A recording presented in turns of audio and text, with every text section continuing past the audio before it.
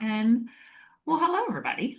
I'm Liz. I work here. I'm excited to see you all. And I've brought along with me Janice. She also works here. And she's also excited to see you all. Just kidding. Hey, we're two powerful women hanging out in our International Women's Day experience. And Janice, representing the Event Minds Matter community, has brought on an incredible, wonderful, amazing, fabulous guest for us today. Janice, why don't you tell us all about Julie? Well, before I bring Julie to the stage, I would like to just take a moment to say a prayer um, in in our thoughtful leadership about what's happening in the war and to women who are there with their children and husbands who are unprotected and just suffering terribly. So just a small moment of silence here, and I will read something. God for peace, keep us stubborn and steadfast, alert and awake to keep alive this hope for peace and justice until it becomes a reality to us all. Only through community and in solidarity as sisters can this be achieved. Okay, moving on. Julie, I'd like to see your face come on the screen. I'm here. Hello, it's so nice Oh, to have you here. I've been excited about this for the longest time. thank you, Janet. And thanks for the flexibility in changing the date. I appreciate it. No problem. The women here appreciate it too, believe me. Well, let me get started with an intro because you deserve a great intro. As Chief Information Officer of Lululemon, Julie Averill led the technology transformation that scaled the company from 2 billion to over 10 billion in revenue, while building a global teams capable of sustaining that growth. Prior to Lululemon, she led omnichannel and digital transformations at Nordstrom and REI, navigating systems, failures, high-stakes crisis, and the complicated work of integrated technology with business strategy at scale. Today, she advises boards, CEOs, and co-founders at the intersection of AI capability and organizational readiness, and serves as independent director at multiple companies. She lives in Bellevue, Washington with her wife, Cindy. They have 3 children, 19, 21, and 23. Gold Thread is a family business where everyone is contributing, but her best coworker is her Maine Coon Baloo, who is beside her every minute she is home. Everybody needs a pet, Julie. Jumped on my desk, so apologize for what might happen. Yeah, Oh. she's welcome to join. Last month we had everybody's pets. So, Oh, that's nice. That's so let nice. me Well, ask you, let's get started with something here. I just want to say, because I've asked the women who have joined us today to put what International Women's Month means to them, but I'd like to ask you that question and why it means, however you're going to answer it. I was looking at International Women's Day, and the theme this year is, I have to get it right, give to gain. Mhm.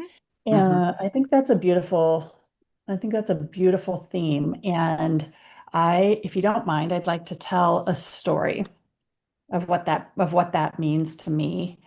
Um, I want to tell you about a woman named Wu Day. She lives in Addis Ababa, Ethiopia.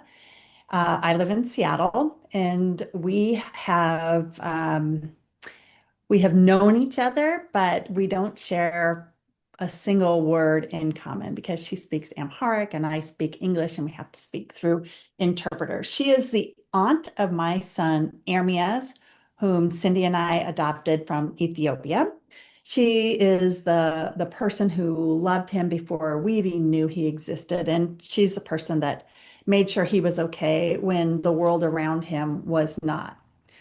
Over the years, Wu Day and I have figured out how to stay connected through the ways that many of us do now, phones and screens and whatever we can find through this miracle of technology that collapses distances, but really does not collapse differences. So we smile at each other, we gesture, and we talk through a couple people that can interpret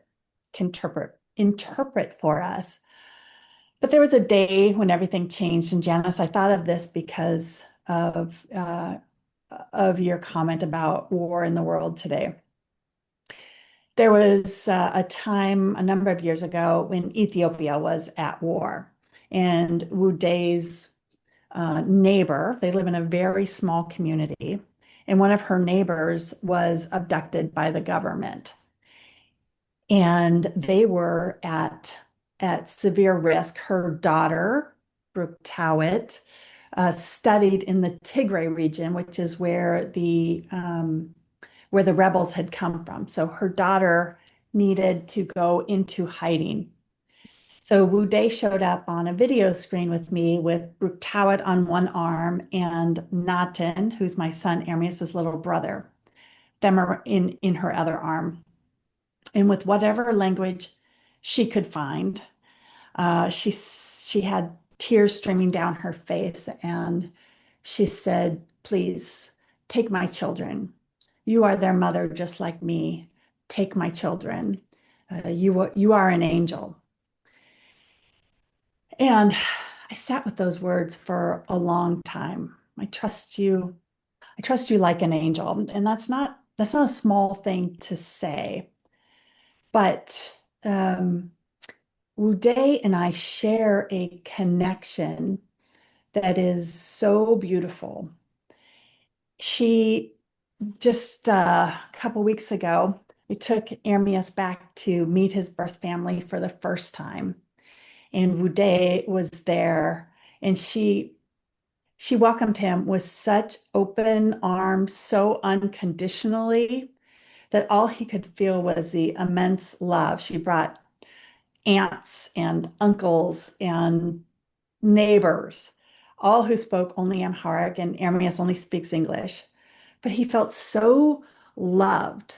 It was so beautiful. And he said to me just recently, he said, "Mom, I didn't feel like I had all the pieces in my puzzle before that.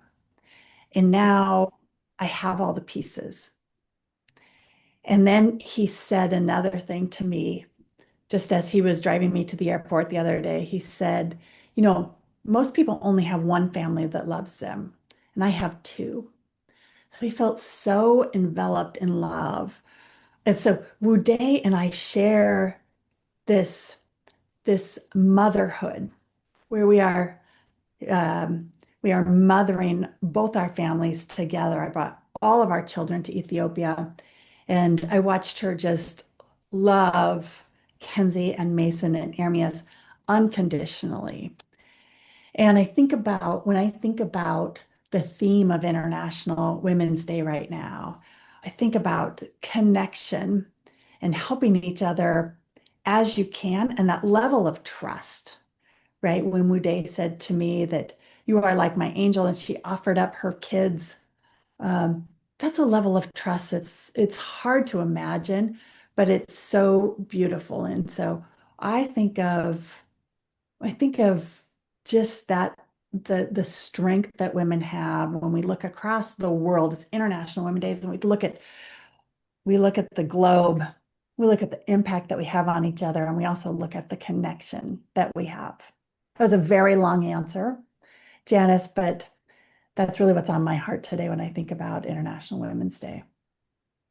It's a beautiful way to think. I don't know what you might have gone through. I've been to Africa, and I was on a mission with young people who had never seen a dentist or an optometrist. And I will never forget how I felt, giving 10 days of myself to these children and to the doctors who I worked with. And it was quite incredible. But I'm wondering whether or not you can share what the two men who were with Uday, is that not Uday, your Uday. son's name? Ermias is my son. Ermias, yes. I'm What they sorry, said, yeah. because Yeah, that is back up. quite a story. I'll have to back up a little bit. So for everyone's context, Ermias was 6 years old when we decided to adopt him from Ethiopia. And I had to go 2 times The first time I had to go to do some paperwork, spent a couple weeks in the orphanage just getting to know him and playing with him. And then I came back to be able to, 3 months later, to go through the rest of the paperwork and to take him out of the country. And the reality hit me of what I was really doing. I was taking this child who was 6 years old, who knew everything Ethiopia and nothing white people or America. I was taking him out of everything that he knew. The first night, he chose to have his one form of rebellion. Kenzie and I, my daughter, were sharing a bed together, and we had Ermias, and he put his head down toward our feet. Just a sign that he wasn't ready yet to be fully with us. Completely understood, but I wanted nothing more than just to let this little human know how much we loved him and that we were going to take care of him. The next morning, oh, and we had my mom who was 82. So there was a tour of us. There was Cindy, Mackenzie, my mom, and me. So four white women. We walked through this dirt road, literally donkeys carrying hay and horses and chickens and just lots of poverty. We walked down this road and then we crossed this busy street, and it was a very, very busy street. I felt like we were playing Frogger to get across because, cars didn't stop and you just had to go to get across when you could. So we go across, we go into this coffee shop, and as soon as we get in there, here I am with my new family. Ermias drifts away from us. And he drifts to this table that had these two Ethiopian businessmen there. And my heart sank. Well, a lot of it was my pride too. I wanted everyone who was watching us to know that I was the mom here and that I could do this. But Ermias wasn't ready yet. So he goes over to these men and they put their arms around him. They're talking to him. They let him play with some change on the table. And I got up because I wanted to stop it. And Cindy looked at me with that look of just sit down and let this happen. So I did. I sat down and let these two men have a conversation with my son while I sat there feeling completely out of place. A little bit later, one of the men motions to me to come over. So I went over to the table. As soon as I did, Ermias drifted to the front of the coffee shop to a window away from us. And again, I felt really deflated, but they asked me to sit down, and then they asked me a bunch of questions. They wanted to know my story. They wanted to know Ermias' story. They wanted to be convinced that he really needed to be taken out of the country. And when they were satisfied, they called him back. And he came back again between the two of them, and they wrapped their arms around him. And they just started talking to him. And I couldn't understand any of it except I understood the word Obama. They ended, and then they turned to me and they said, "We have told him that you are his family now. We have told him to go with you, that you love him, but to remember that Ethiopia is his home and one day he should come back. But for now, he goes, and maybe one day he will become Obama." And so we walked out of that coffee shop. And as we got ready to cross the road to go back, Ermias turned to me and he lifted his arms and asked me to carry him across.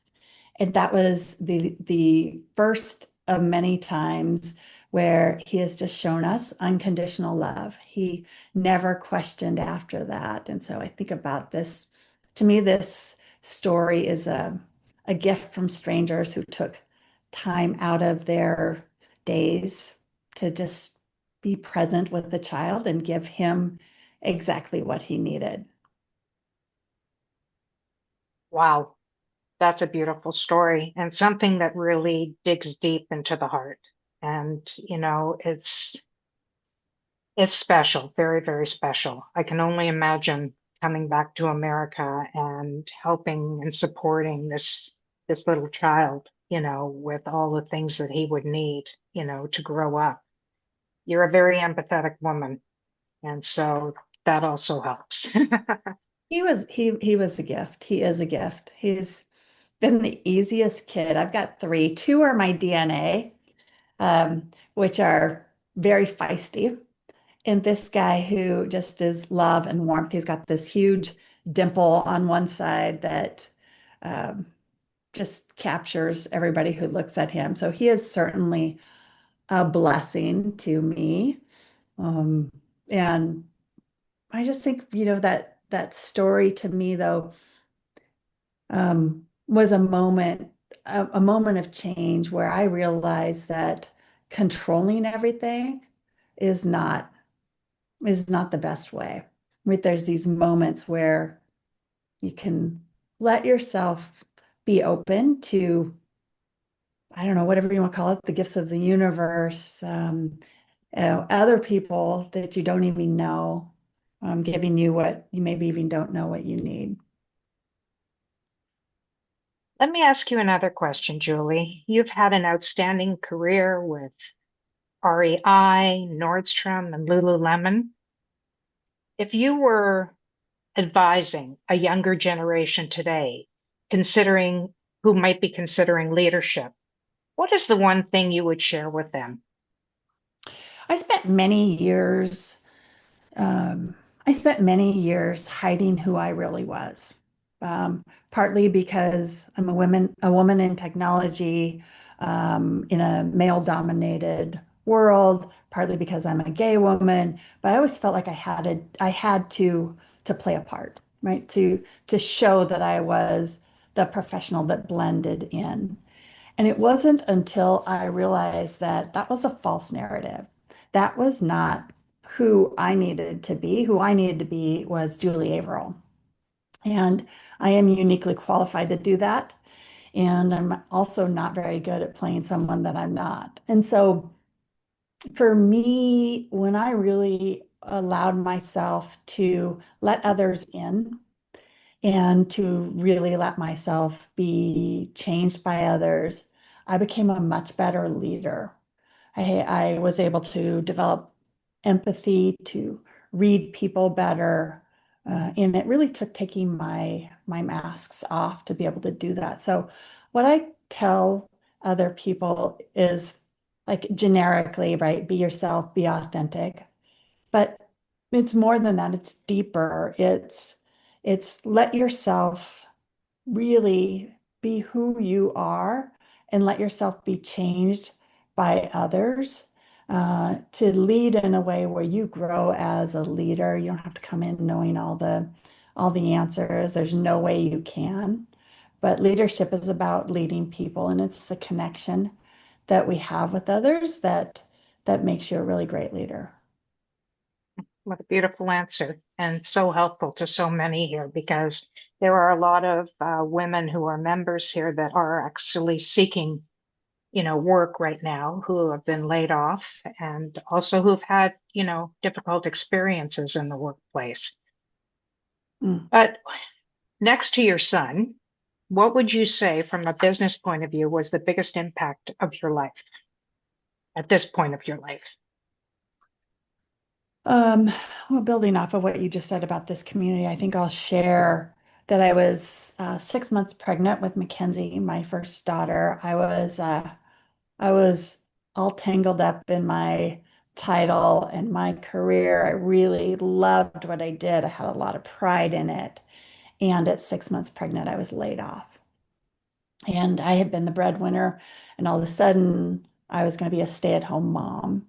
I had never desired for that as part of my identity. Um, and spent a bunch of time going like, first of all, what am I going to do? The world has changed. The bottom has fallen out from underneath me. Um, and then, who am I? Who do I show up as at, cocktail parties with my MBA buddies? Um, but so it was a deeply difficult time for me, and I was laid off for 18 months. But it also, through that process, I learned so much about myself. And, we obviously survived, but I really became a mother. And I was able to fully immerse myself.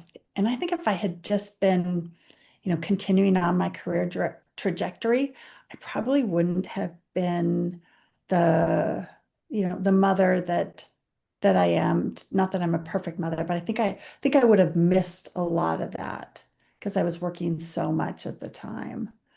Um, so I'm grateful for that. Not grateful for getting laid off, but I'm grateful for the time.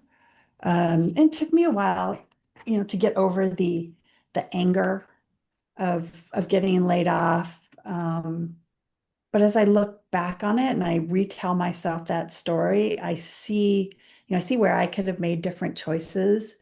Um, and I also just feel like in the end, things worked out to be the way that they are. Right now, I left Lululemon in September officially. I resigned almost a year ago, March a year ago, and then they asked me to stay on until they could find my successor. And so now I'm creating my own life. I wrote a book. I am speaking. I'm doing some advisory work. I've joined boards, all these things that I wanted to do.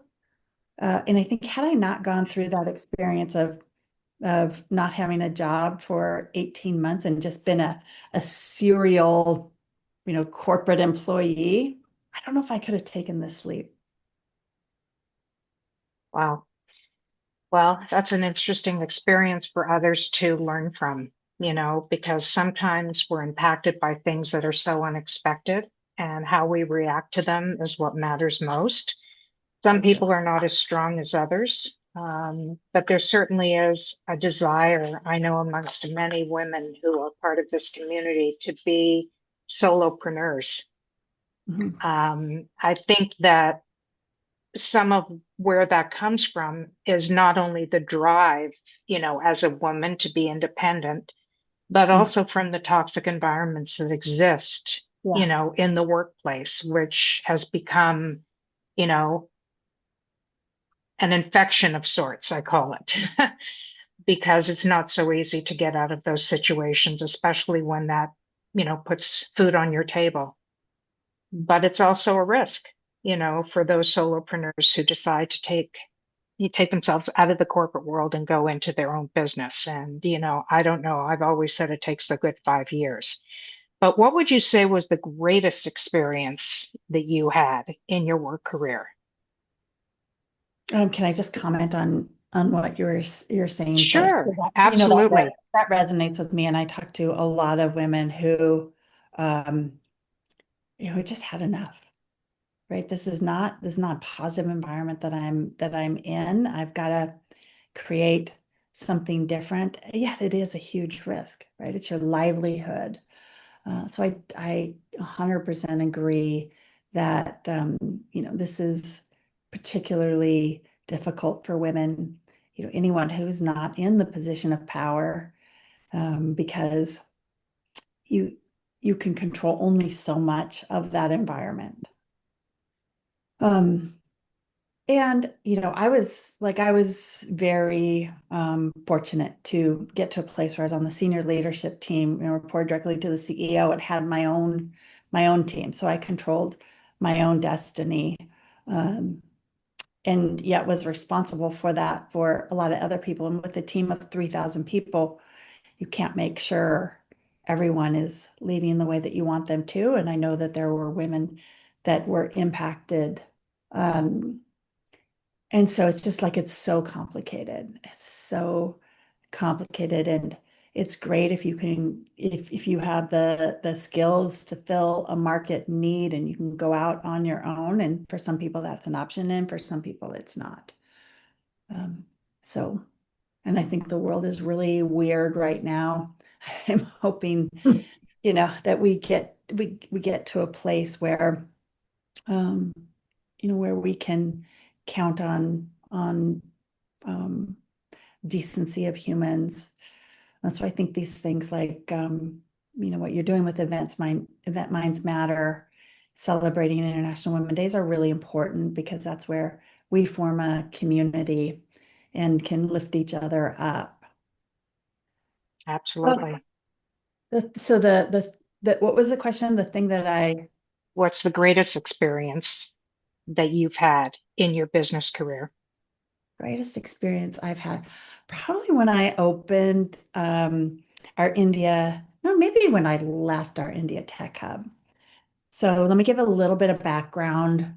Um, in the beginning of COVID, we were using a lot of different companies in India for technology talent. And it was frustrating, right? Just like everybody, but the work from home issues were exacerbated, attrition was exacerbated. I was frustrated. And I made a comment um, to one of my direct reports. And I said, I just wish we could open our own tech hub in India and do it the right way. And he's Indian, and he said to me, we can do that. He's like, we absolutely can do that. I said, really? Like, I hadn't even really thought about it. But within 6 months, we had our own tech hub in India. And he and I agreed that we were going to do it differently. We wanted to have equity. We wanted to design in equity from the beginning. So in India, see if I can get these numbers right, 23% of the workforce in technology is women, but the graduating percentage of women in technology is over 50%. So there's a gap.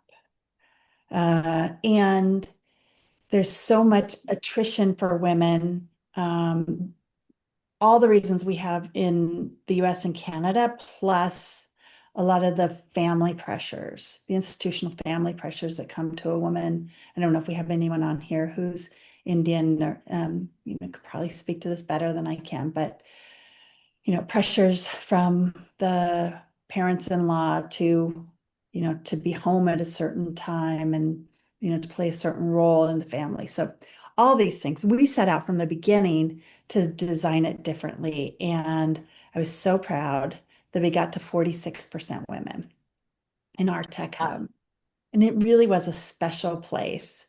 And every time I went to India, there was dancing and just the culture was so vibrant and alive. I loved going there, but I always opted out of dancing, self-conscious about myself dancing, and not wanting to be recorded, trying to, dance Bollywood style. I was not having anything, but they'd always invite me. And the last time I went to India, they knew it was my last time. They hired like a, a band of drummers to come out and greet me. And so the whole team was out there and these drummers, and then they started playing music and everybody started dancing. And I chose to dance too.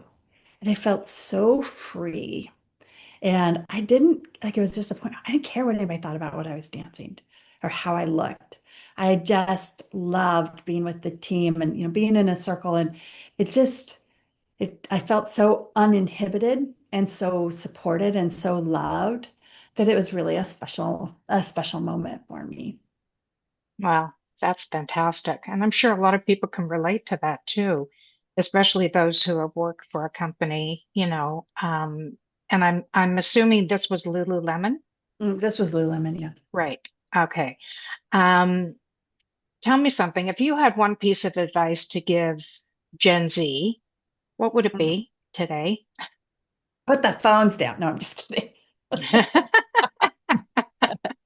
No. I think the world is changing much different than how you and I grew up, Janice, and certainly different from what our parents knew. This notion of loyalty to a company and a company having loyalty to you is gone. And I think being aware of that and just realizing that it is you, right? You are in charge of your career. You are in charge of your future. Um, gives you ownership, right? It feels scary, right? For me going out on my own, not having the reliability of a paycheck coming twice a month. It's very different, but it's also so freeing to know that I get to control my own choices. I don't have to stay with any company. I don't have to be a part of a company. And I think Gen Z that's more true than ever. Now, I'm not saying don't be loyal to a company. I'm just saying know that the ownership of your career is yours from the very start. And so I don't know if I'm being clear on this, but I do think it's just a different way of thinking. For me, I was at a company for 6 years. Weyerhaeuser was a timber company. I started as an intern there. And when I left there to take a job as a project manager in the dot-com world, my mom was so upset. She's like, you're leaving a company that has retirement benefits. I mean, I was 23, uh, you know, uh, not, probably 25, but it just was unspeakable to her. But being on this side of it now, it's it's both terrifying, but also just really, really freeing. It's interesting. I found out not so very long ago that Denmark was teaching empathy to students 6 to 16. Mm. And that prompted Hmm. me to write a post, which ended up attracting 350,000 impressions. Wow. Wow. And now, yes, and now when I speak to mothers who I know in our industry, I say to them, you need to buy books at the children's store on empathy Mhm. because it would be fantastic if the world could adopt this idea of teaching children this, just like math and science.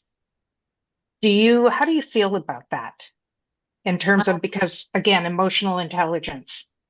I think it's going to be a differentiator going forward, especially in the age of AI. Right? You think about what computers can do and what they can't do. They can't empathize. Sure, Claude can say back to me, "Oh, I'm really sorry you're having a bad day, Julie," but he's not really empathizing, right? Matter of fact, I turn off all the chatter of my AI to not give me computerized empathy. Um, so I think really understanding humans, understanding the people around you, especially in the corporate world, that is going to be the differentiator, right? Building teams of humans that work well together, that understand how to leverage technology to do the things that you need it to do and to really be human. That's what's going to differentiate us from the AI is the human side. That's for sure. Tell me something. I know you wrote a book or are Yes. writing a book or it's about to, I don't know, is the book finished? It's done. It's Okay. available for pre-orders now, and it comes out in on June 16th. Oh, wow. And so tell us what the book is about. Book is called, matter of fact, I think we could maybe put the link of the book if anybody's interested in it. Yes. It's called Chief Impact Officer. It's a play on my title of Chief Information Officer. Real transformation comes from human, not just artificial intelligence. And it's a book that really is a collection of my stories, both professional and personal stories that have shaped my beliefs in how to be, the most effective leader that you can be, how to really transform companies and make a difference, and how to live your best, most transformational life. So it's half personal, half leadership, and it's half business. Um, and I chose impact because that's that's my goal in the world. Impact is what matters to me. And so it's my view of how I found myself able to have impact. And yeah, I'm really excited for it to come out. I bet. I think it's fantastic. How long has it been taking you to write this book? Okay, so probably 5 years ago, I started writing stories, not knowing how they were gonna, you know, even relate to each other, let alone create a book. And then a few years ago, I was at a women's retreat. I had all of my women in my organization, all the directors and above, to Miraval. I don't know if anybody's ever been to Miraval. It's in Arizona. It's one of Oprah's favorite places. It was amazing. And so we're there and we're, living in the incredible energy of the Sonoran Desert and just rejuvenating ourselves. And one of the things we were doing was setting goals. And one of the women turned to me and said, Julie, what's your goal? And I realized that I've always had goals. And I no longer had a goal. Right. I had done the things that I had said I wanted to do, but I was like, what is my goal? Um, and I said to that group of women, I want to write a book. And the words came out. And for any of you who know what it's like to make a goal public to a group of women, you get held accountable for it. And that's what happened to me. They kept asking me, Julie, when's your book coming out? What are you writing your book about? I'm like, why are you guys bothering me? But it really started, that's what really started for me. And so I actually told my boss that I wanted to write a book, and he said, Julie, you can't write a book before mine comes out. And I was like, that was part of what started me knowing that I needed to leave Lululemon. And so when he said that to me I'm revealing my stubborn side here, but that's when I really started working on it in earnest. And I still, it's hard to just say, like, what is this book about? Because I had all these different things. And then I went to sleep and I woke up in the morning and I had had this dream that I was standing on stage and I was answering questions about my book. And I realized that I had the outline formed in my dream, in my subconscious. I had been obviously working on it. So I got up and I wrote it down, and that's how the book was formed. And I started really, really putting it together in earnest just a little over a year ago. And I got a publisher. Microsoft is publishing it through their 8080 imprints. Um, that's, Wow. yeah. It's been a while You know, in the it's mix, but also came together pretty quick in the end. it's interesting. I'm going to say this, I know for me, but when I'm challenged, and I think a lot of women feel this way, we work even harder, to prove ourselves. Yes, Like if a man were to say that to me, I'd say, "Oh, okay, really?" Like I'm totally. supposed to wait for you, like it's a personal choice, right? Mhm. Yeah. To want to write a book. And I Yeah. bet every single woman on here may have a bucket list wish that one day they would like to. I know that I would like to, I just don't have the time right now. But, we all have stories to tell, and that's what makes living so, incredible. Yeah. And speaking out loud, right? Saying your goal out loud, even if you get that reaction. So when I first uttered the words that I wanted to be a CIO, I said it to my boss at the time. He laughed at me. He's like, CIO? And like, okay, honestly, my first instinct was super deflated, but then about 5 minutes later, I was like, watch me. And that's when I talked to the then CIO. What's it going to take for me to get there? I talked to the CAO, like, where based on your experience. So I just like pulled all of my connections. Like, what do I need to do to grow myself to be ready for that? Yeah, sometimes it just takes, I mean, listen, it comes with knowledge and experience and your experience personally. And of course, you have a lot to share, which is it matters to other women, especially when you become a role model for so many. But I wanted to open up questions from our audience today and see whether or not anybody has anything in particular. I know that Liz is watching. Liz, has anybody sort of asked any questions or No, but there's what's, a call to have a book club release party for Oh, thank you in you. June. Thank And, I like Betsy's comment of I always say that should is just could with a bunch of shame added on. Good. And then conversation in the chat about identity being such a complex topic. Like it's when you were talking about the stay-at-home mom, how do you embrace that and how do you not lose yourself in that process? Yeah.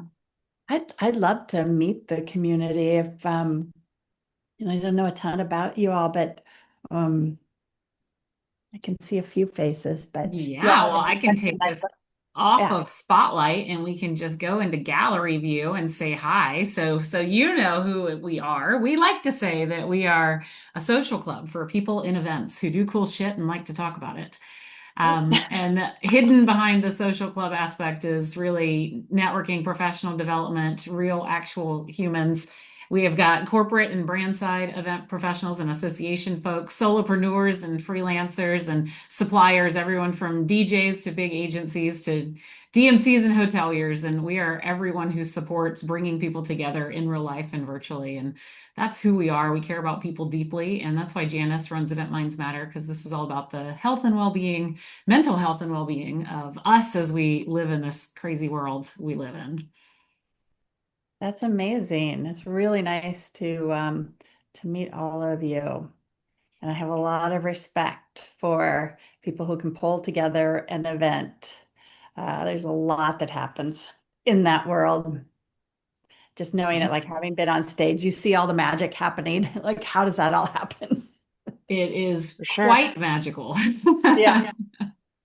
And I think that's one of the things that we as a community are working to figure out. A lot of us are more senior level event professionals, been in the industry 20 plus years, and have been around. And now, how do we both graciously welcome in the new young professionals and also get back in because many have been laid off and are dealing with ageism and having the struggle of, okay, I've been out of work for a really long time. Is it because of the color of my hair or how many jobs I had on my resume beforehand? And so just kind of navigating all of those things in our industry as all of the pundits tell us that events are the only way to market in the future. What's happening out there? So let's go to gallery view so she can see everybody. I have switched it in my area. So if you are not seeing gallery view up at the top right of your screen, you can click on view and change it to gallery. Okay. Thank you. Oh, Yeah. got all the beautiful faces. My God. So And then we have a gorgeous. question here. So, do you have any advice for mid to late career women who are trying to persuade males, SVPs, and CEOs to spend more money on marketing when it feels like they're just not listening to the feet on the ground that we really have? They form their own opinions, and it's really how do you persuade? I think is the gist of the question. I take it back to the conversation we had on empathy. I think, and like, I know I'm stubborn. If somebody wants to persuade me, they've got to understand where I'm coming from. And so the first thing that will turn me off is someone just comes in to pitch me on something. They've already lost me. But I've persuaded many of my peers, CEOs, EVPs, SVPs, and each one is different. I think the important thing though is to, as much as you can, do your research ahead of time to know what they're facing. So why do they not want to spend more money? What is their mindset? The more you can get into their mind, the more you can help them rewire it. Um, to to make sure you're doing a call to a bigger action, right? So it's not about more money on marketing. It's about we need to invest in customer acquisition. We need to try different ways to do, whatever your end goal is, it's gonna move the needle for the business. Because I think the outcome you want is maybe spending more money, But that's like if you just go in and say you're going to spend more money, that's going to be a no. So align on the purpose that you're trying to do with that money, right?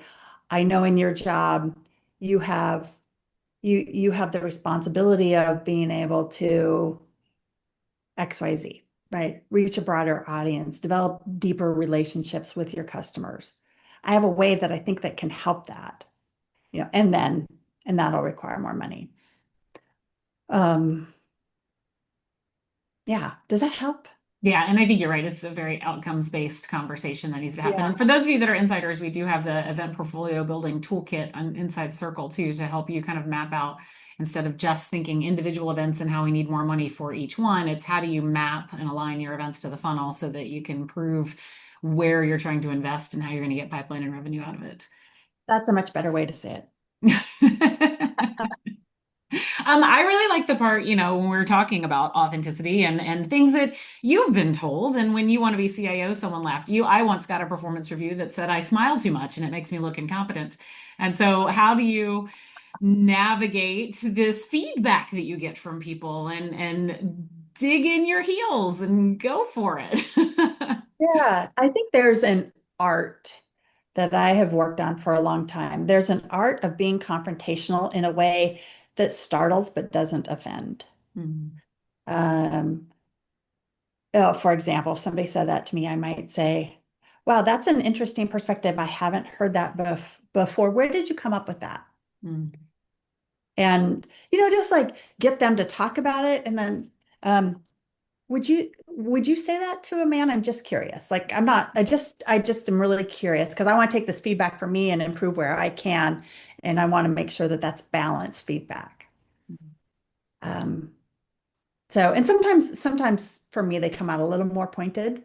Um, and sometimes it's important to make a point, Mhm. right? So it depends on if it's a performance review and somebody says that, all right, you're talking to your boss, you might have to say, I hear what you're saying. I want to come across as serious, but smiling is something that's innate to me. Is there something deeper in that? Because I want to make sure this is something that would be balanced across both genders. That I could like, what is it really underneath that I can truly absorb? Because not smiling is something that just isn't part of me. Mhm. I tried it real I hard for think 2 weeks and then my team had an intervention and asked me what was wrong. Oh, yeah, take that. But to be fair, I think also part of this is being able to receive feedback and understand where it's coming from. She was a woman in a man's world. In order to get ahead and get this vice president title, this is what she learned. You can't be casual. You can't be friendly. You have to really be assertive and aggressive. And she was trying to relay truly in her mind leadership guidance and advice to me so that I could rise up to her level as well. And so understanding how I could live in between those two worlds of still being authentic and genuine to myself, Yeah. to smile and laugh and still cut up, but also know where the line is from being casual, cracking too many jokes in the wrong place, Right. and helping myself grow. So I think that it's kind of all around receive the feedback and then decide. It's kind of like a lawyer. You decide what advice you take. Right, right. Unfortunately or fortunately, like the higher you get in an organization, the more feedback comes just direct, just like a punch in the face sometimes. Um, and so I really do believe feedback is a gift. I've gotten punched in the face so many times that it no longer bothers me. I'm like, okay, I really understand where that comes from. That is real feedback that I should take, or I disagree with you. But it is a gift. And I really liked how you said, Liz, about, where she was coming from. I think that's really important, right? She was trying to help you. So acknowledge that. Like, thank you. Thank you for this feedback and for wanting to help me. Um, and here's where maybe you don't do it in the moment, but you come back, it's like, here's what resonates with me. I need to crack less jokes, but smiling, that's me. And I can't change that, but I can take this part of your feedback. that's important. I think Wendy Porter happens to have shared something I think is worth reading, Liz. Mm-hmm. She says, I have a client, a CMO, who just did that to a chief sales officer when he put her down. She asked him if he would say those words to the CEO, who also previously held the CMO title. And she said, if you wouldn't say that to him, don't say it to me. Perfect. Yeah. Well, what can I say other than this was so phenomenal, and it's such a great, things that we've all been able to learn from it today. And in a world that's full of chaos, it's so nice to come together as a community and be able to, listen and absorb some of the interesting things and curious things that, keep us all going in the world and that light our fire. And I can't thank you enough, Julie, for, coming today and impacting all of us. I really appreciate it, and I'm grateful. Thank you for the invitation and for being able to meet this community a little bit. I'm wishing you all the best, and thank you for everything you do as someone who gets on stage at events. I thank you for what you do, and if you ever need a speaker, you know where I'm at, and I'd love to work with you all in the future as well. Thank you, Julie. We'll take inspiration from you and Janice, of course, running the Event Minds Matter community, inspiration from you. And at the moment, I'm taking inspiration from Tina, who is on a walk while listening to this. And we all need to get a little healthier and listen to our next meeting while moving. So Good advice. thanks so much to everyone. Happy International Women's Day coming up this week and celebrating International Women's Month. And go girl power. I am woman. Hear me roar. Men, thanks for joining us today. We really appreciate you being here, being our allies and supporting us as well. And keep the home fires burning. Thanks, everybody. We will see you next time. Thanks so much. Bye, everybody. Bye.